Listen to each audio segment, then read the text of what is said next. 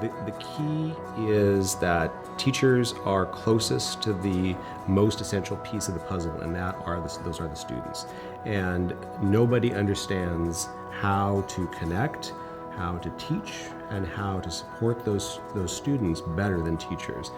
They are logical leaders in one-to-one implementations, and they get it. And without that kind of support, nothing is going to be successful. We also have put in place what we call teacher technology leads. These are teachers on a one-period release so that they can provide some additional support in the buildings. In many cases, these are exemplary teachers that already do great things in their classroom, and what we're trying to do is have them step outside of their classroom so that they can provide support to their peers and basically accelerate some of the change that might be taking place in their schools. If districts are looking to leverage teachers as leaders, they need to think differently about people in those positions. Teacher librarians, teachers, other educators, we tend to kind of think in terms of silos and traditional roles. And it's really important for district leaders to look critically at the skills that those people can bring to bear and give them opportunities to lead. I would say, have realistic expectations for what's going to happen. As much as there's a learning curve for students, there is very much for adults too, for teachers. And there has to be buy-in from the teachers to say, yes, we're going to use this device because it's going to help out with learning. It's not going to be something that is going to change my teaching in the sense of I don't have to teach anymore. It's going to be something that's going to advance our teaching, and we have to be open-minded about that. I was a classroom teacher. I taught high school English for 10 years before becoming a librarian. So we understand the classroom, we understand students' needs. We end up playing this really interesting role where we're kind of a bridge between ideas that are happening at the district level and the classroom, and there can be such a disconnect between those two places. So when I first got on board, we were oftentimes the last to know about any kind of curricular changes that were happening. At this point in time, quite often we're involved with those decisions or even involved in helping to create the curriculum.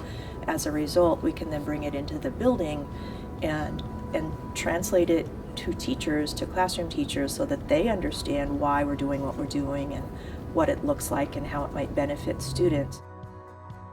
For us, this is about a culture that invites and empowers frontline practitioners to act with focus and coherency around our strategic vision. It's about creating ubiquitous leadership, giving permission, and empowering people to work in such a way that advances that vision in a way that positively impacts student learning and student achievement.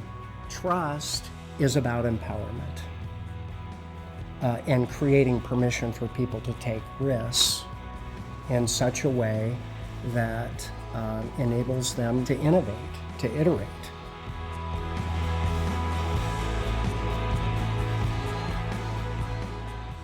I feel like I'm going to succeed, I'm going to prosper, I'm going to excel in almost everything I do.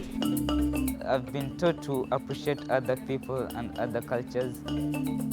I see a lot of inspiration around me, and I see role models everywhere. I really want to go back and then help my country. I'm really privileged and humbled to be in an academy like this.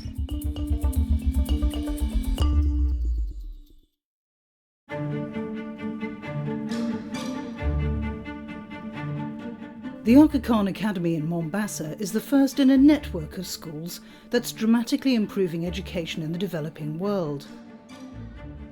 With academies in Kenya, India and Mozambique, the network will eventually expand across 14 countries. Here, it doesn't matter where you're from or how much money you have. Most people think about economic or social elitism as being associated with the school, but we believe we are far from that. We go out of our way to seek financial aid students, those who otherwise could not afford, but who demonstrate that intellectual capability and that leadership capability that they will ultimately benefit from a school like this one. The Aga Khan Academies have a mandate to provide access to promising students. This academy in Mombasa actively recruits gifted and talented students living in underrepresented, marginalised communities, and offers them the opportunity to receive an outstanding education at one of the best schools in Kenya. This is the first school in Kenya to be authorised to offer all 3 international baccalaureate programmes. Lovely comes from Kilifi County in Kenya. She used to study at a local school with limited facilities. Now she's a student at the academy, she's doing things she could never have done at her own school. The moment I crossed the gate, I felt like my life is beginning in a new way.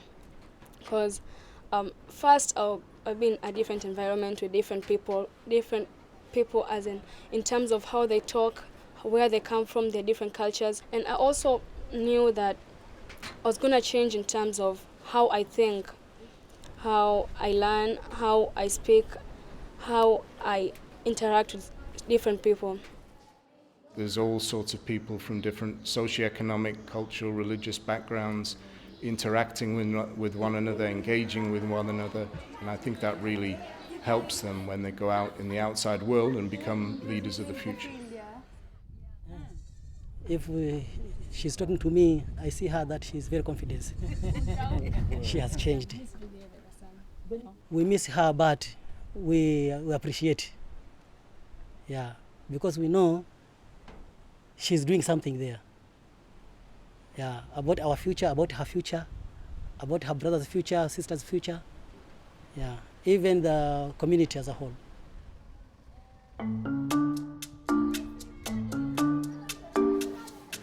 Okay, I'm going to ask you to look at the pictures once again, Jeff.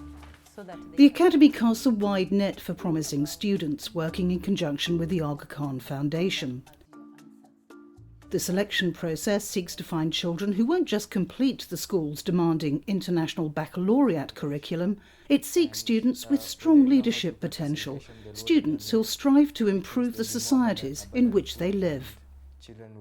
That test, in a way, gives us some idea of how students are thinking, what they would do in a certain situation in terms of benefiting the community, what problems they can foresee in terms of developing a solution to the particular problem, and how they would overcome those difficulties. Good.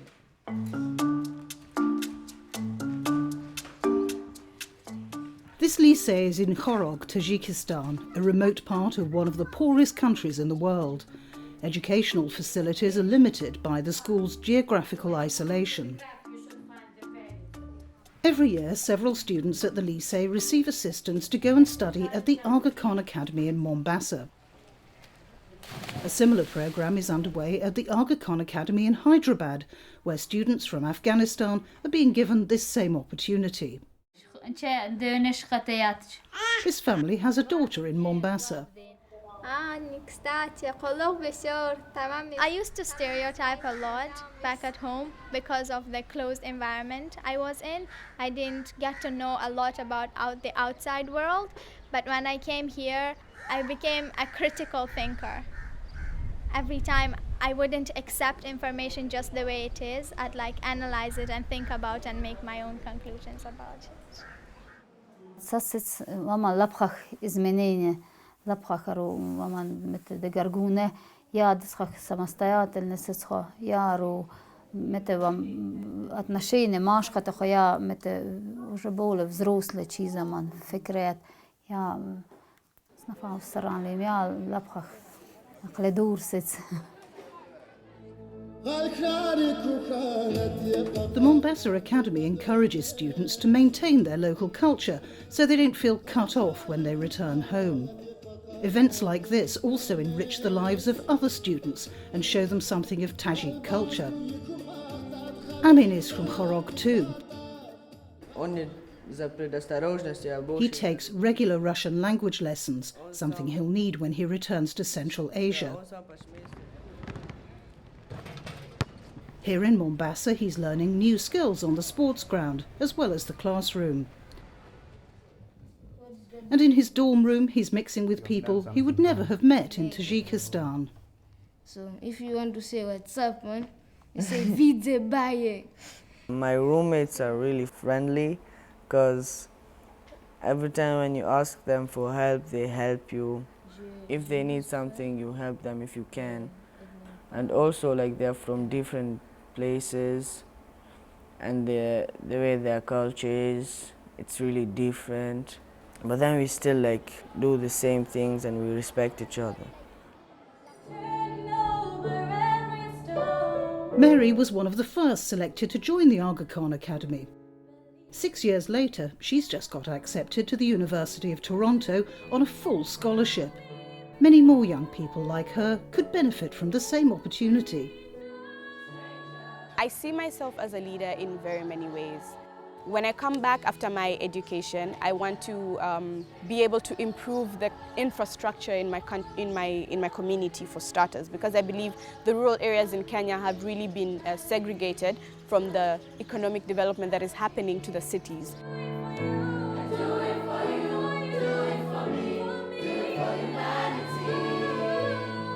The very act of me getting accepted to a university abroad means that the girls in my community can look at themselves and say, if Mary could do it, then I can too. So that's why this really changes my life and my community's life as a whole. Pluralist, confident and accomplished in academic and non-academic activities, these are the students the Academy is creating. They're the leaders of tomorrow. If we believe that we are all equal, then definitely we won't have any fights. And if we're taught to appreciate other cultures or the leaders or the law, then we'll have a peaceful world and a peaceful Kenya.